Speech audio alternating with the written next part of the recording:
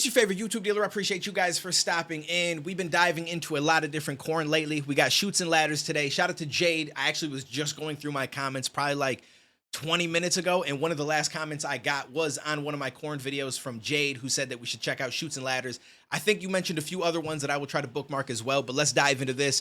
Leave those comments. Let me know what else you guys want to see. If you're new here, smash that like button, hit that subscribe. Let's see what's happening with this video. It's an interesting name, Chutes and Ladders.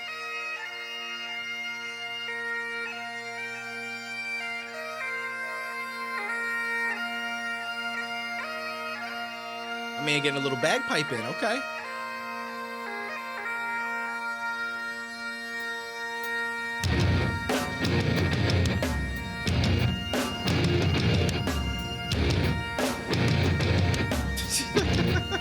I like that setting where they're on like the, hold up. They got like the little magic castle and shit like that.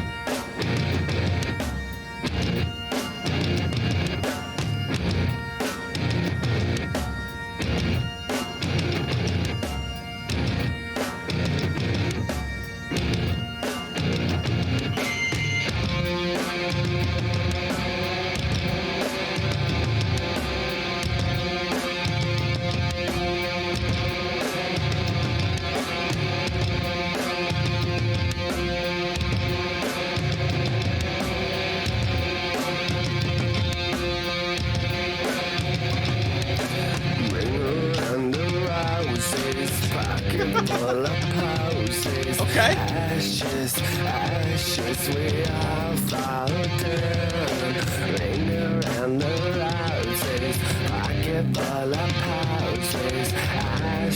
Ashes, we all fall down.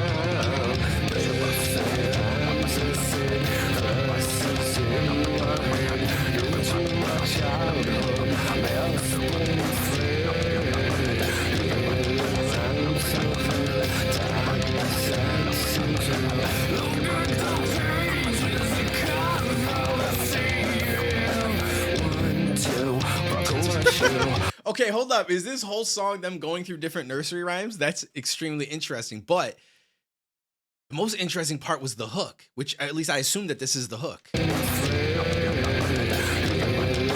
So he says, look at all the... Hold up. Nursery rhymes are said, verses in my head, into my childhood, they're spoon-fed. Hidden violence revealed, darkness that seems real. So are they trying to point out that these specific nursery rhymes kind of have like an evil connotation, like some kind of subliminal message to them on top of what you know what I mean? The surface level just seems like, oh, it's a nursery rhyme. But then you dive deeper and there's a little bit of weird shit in there. It's kind of like some of the Disney movies in the past where people have broken them down, where certain things will happen, like dust happens in a scene in Lion King, I think, but it looks like it spells out sex at one point. If I might be misremembering that, but there's one where they pointed stuff like that out, and there's a lot of little like nuances and things that happen in some of these videos that when you look back as an adult now, you're like, yo, that shit was kind of sexual, or that shit was kind of weird. Like, it almost seems like they subliminally were pushing something into our heads. That's what this feels like. Like they're talking about these different nursery rhymes that may be doing the same thing.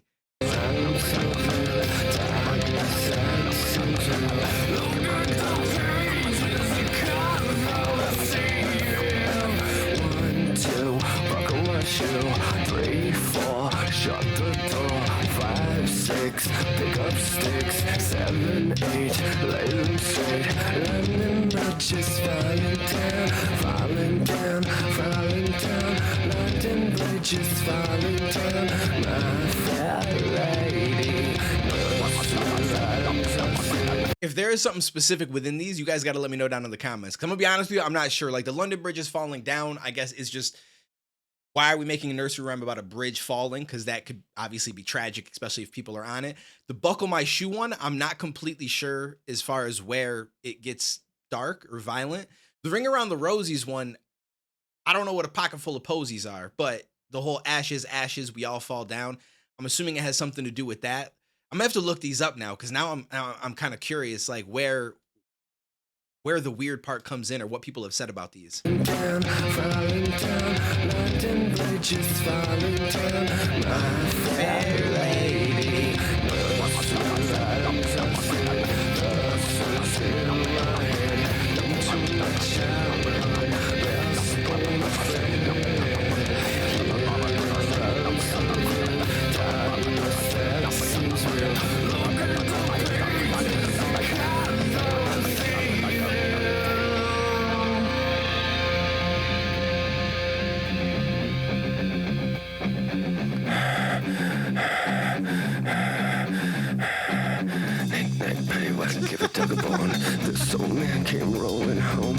Knick-knack, paddywhack, give a dog a bone. This old man came rolling home. Knick-knack, paddywhack, give a dog a bone. This old man came rolling home. Knick-knack, paddywhack, give a dog a bone. This old man came rolling home. Knick-knack, paddywhack, give a dog a bone. This old man came rolling home. Knick-knack, paddywhack, give a dog a bone. This old man came. Mary had a Yo, he's like, Mary had a little. Okay, yeah, I'm gonna be real with you. They're taking these nursery rhymes and kind of making them rock a little bit. It's got a certain vibe to it. This old man came rolling home. Give the dog a bone. This old man came rolling home. Mary had a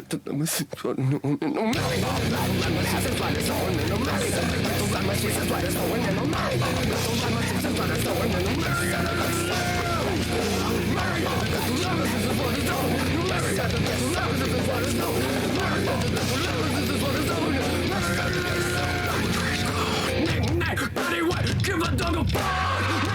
Paddywhack, give a dog a bone. Paddywhack, give a dog a bone. Paddywhack, give a dog a. Okay, that's why I want to Google this really quick. So this song was called Shoots and Ladders. Korn Shoots and Ladders meaning.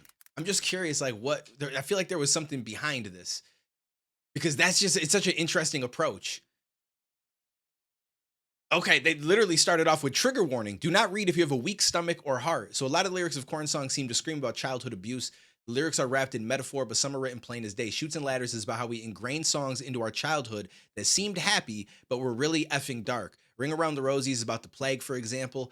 Oh, however, I see this usage as a way to talk about singer's childhood in general. Perhaps he thought it was happy, but as he grew older, he realized the true nature of it, since as an adult, he's finally able to understand things better.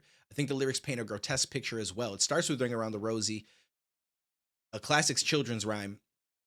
Though arguably the darkest of the samples, this represents the child at play or blissfully unaware. Then the predator approaches. 1, 2, buckle my shoe. 3, 4, shut the door. The door is closed, locking the child in with the predator.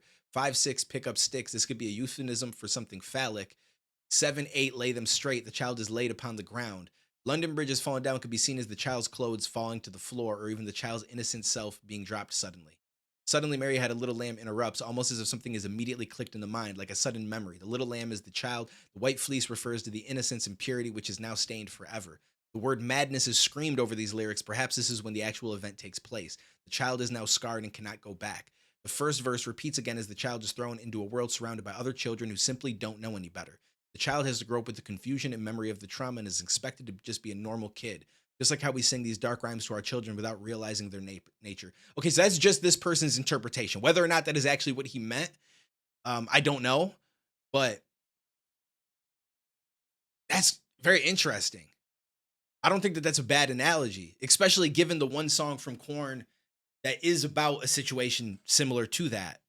Let me know what you guys think in the comments down below. Maybe there has been like an actual interpretation from them, or them talking about it in an interview, and you guys might have a little bit more information, but that's wild when you think about it. There are a lot of weird things though, right? That especially like 10, 20, 30 years ago, kids were taught growing up, whether it's cartoons that they were shown, sayings, melodies, little like nursery rhymes and shit, that it's like they've been exposed to be extremely dark. It's just so wild, and it's weird, right? It's like, why was that a thing? Why is that something that we push on the kid? I guess like over the years, it just, people lost track of what the original meanings were. And so we just think of them as like, oh, it's just harmless stuff. Like, I don't think our parents are saying any of these things to us or putting this, into our life with the thought of like, this is dark, we're gonna, you know what I mean? But it's like, we've all just kind of forgotten or don't realize. So it's really interesting. But let me know what you guys think. I appreciate you. I will catch you in the next one, homies.